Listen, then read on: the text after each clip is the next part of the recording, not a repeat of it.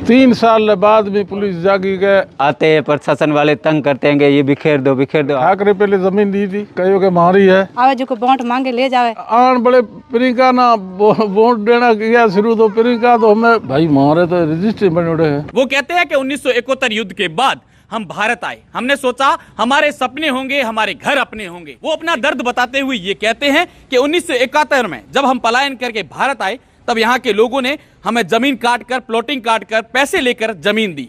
लेकिन उसके 3 साल बाद पुलिस के आला अधिकारी आते हैं और कहते हैं ये जमीन जो है पुलिस फायरिंग रेंज की है, आपको यहां से हटना होगा। लोग खून के आंसू रोते हुए कहते हैं कि साहब हम पाकिस्तान छोड़कर भारत आए हैं, आखिर हम जाएं तो जाए कहां। कई नेता वहां पर आके गए, उनसे वादे किए कि आपके इस बार प्लॉट का जो मसला है वो हल कर देंगे, आपको मूलभूत सुविधाएं जो है वो तमाम सुविधाएं जो है वो मिल जाएगी। लेकिन आज भी वो पानी के लिए, बिजली के लिए तरसते हैं। यहां तक कि उनके बच्चे जो है वो पढ़ने के लिए रेल की पटरियां पार करके सभा भवन तक जाते हैं। जो स्कूल उनके लिए अलॉट हुई थी, उनके लिए जो स्कूल खोली जानी चाहिए थी, वो उनके लिए नहीं खोली गई। शौच के लिए भी हम यदि पत्थर रखते हैं या शौचालय बनाते हैं तो पुलिस के आला अधिकारी और जवान आकर कहते हैं कि पुलिस फायरिंग रेंज में आप निर्माण नहीं कर सकते, क्योंकि ये जमीन जो है पुलिस फायरिंग रेंज की है। आज भी वो लोग खून के आंसू रोते हुए ये कहते हैं कि आखिरकार हम जाएं तो जाएं कहां, क्योंकि पाकिस्तान से लौटकर हम भारत आए और हमने सोचा था कि हमारे सपने होंगे, हम यहाँ बड़ा कुछ करेंगे, हम लोग जो है हमारे घर होंगे, हमारे बच्चे जो है यहाँ शादी ब्याह होगी। और लेकिन आज उनके हालात ये हो चुके हैं कि उनके जर्जर घर देखकर उनसे जो है कोई शादी करने को भी तैयार नहीं होता। हालांकि यहाँ के लोग अपना दर्द बताते हुए लड़खड़ाती हुई जुबान से ये भी कहते हैं कि नेताजी जो है वो वोटों के समय आते हैं, बड़े बड़े सपने दिखाते हैं, कहते हैं कि आपके सारे मसले हल कर लेंगे, आपको तमाम सुविधाएं जो है वो सुविधाएं मिल जाएगी। लेकिन उसके बाद वो नेता अपना चेहरा तक नहीं दिखाते और जब हम मिलने जाते हैं तब भी वो नेता जो है वो हमें दिखाई नहीं देते, हमारी सुनने वाला यहाँ कोई नहीं है। तो देखिए यहाँ के लोगों का क्या कहना है, ये भी आप सुन लीजिए कि किस प्रकार से पाकिस्तान से आने के बाद इतने साल बाद भी इनका दर्द जो है वो झलक रहा है। कॉलोनी तो सुथारा बस्ती है, कॉलोनी आई है कारेली डूंगरी सुथारू को बस्ती, जिको है जिको तो सेंग प्रॉब्लम ठाकरे पहले जमीन दी थी, कहो के मारी है, पहले कैंपा में बैठा था, हुआ पी आया तो ये तो यहाँ को ठाकरा को ली जमीन। 3 साल बाद भी पुलिस जागी के ये जमीन मारी है, भाई मारे तो रजिस्ट्री बने हैं, रजिस्ट्री बड़े बड़े हैं तो रजिस्ट्री तो कचहरी की हो जाती है, भाई कचहरी नहीं हुई, कोई लांठो हो तो कचहरी खाली कराता है। तो भाई मान तो रजिस्ट्री मतलब विश्वास करता है तो रजिस्ट्री ये फर्जी है, तो मतलब मैं ही फर्जी हाँ बस। 4 साल में पी तो लाइट वाला फार्म भरिया, 8 साल तक फाइल लटकी रहे। 8 साल बाद में गंगाराम जी इलेक्शन जीतिया था, कहो भाई आपकी ज़मीन है तो लाइट आपके ही काम आएगी।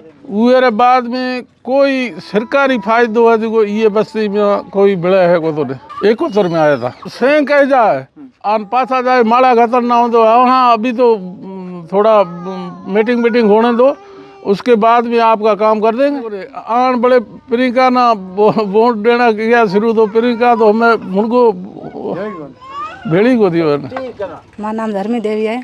समस्या मौत है जे कि पानी असमें पानी है, पानी की हर व्यवस्था कोई है ही आपको ने सिंगा डुआड़ कहीं को नहीं। असा तो आया ने क्या बड़ा मैं मोर आड़ा 50-60 साल से तो आया ने। हाँ समस्या हर बात रही है, आवे जो को वोट मांगे ले जावे, सुविधा कोई करेगा नहीं। बाकी मतलब आवे जो ये कह जा मैं सुविधा कर ला सुविधा करे है कौन, पर एरिया में मैं 50-60 साल बैठा है तो हमें तो जमीन तो देनी चाहिए नहीं है। मेरा नाम धर्माराम सुथार है। मैं ये बस्ती है शरणार्थियों की बस्ती, जो सन 1971 से यहाँ पर विकसित है। जब हमारे बुजुर्ग वहाँ से पलायन करके यहाँ आए थे कि इंडिया जाएंगे, वहाँ हम रहेंगे खुशी, लेकिन वहाँ उनको क्या मालूम था हम इंडिया जाके ऐसे फंस जाएंगे। यहाँ आए, उन्होंने अपने जो जमा पूंजी थी उन पूंजी से ये ज़मीन खरीदी। ज़मीन खरीदने के बाद यहाँ अपने जैसे झुंपड़ी वगैरह बनाने के बाद 3 साल बाद उनको पता चलता है कि ये ज़मीन पुलिस रेंज की है। फिर वो प्रशासन आता है कि ये जाओ यहाँ से हट जाओ, लेकिन वो डटे रहे कि हमने पैसे लेके लिए क्यों जाएं। हम सिटी में जाते हैं, वो बोलते हैं आप ग्रामीण में हो, और ग्रामीण वाले बोलते हैं कि आप सिटी में। हम ना तो ग्रामीण में ना ही सिटी में, बीच में ही हैं हम। हमारे यहाँ मूलभूत की कोई सुविधा नहीं है। जो मोदी ने बोले हैं कि घर घर शौचालय तो छोड़ो, हम यहाँ अपने पैसों से ईंटें रख के कुछ बनाते हैं, वो भी हमको बनाने नहीं देते हैं।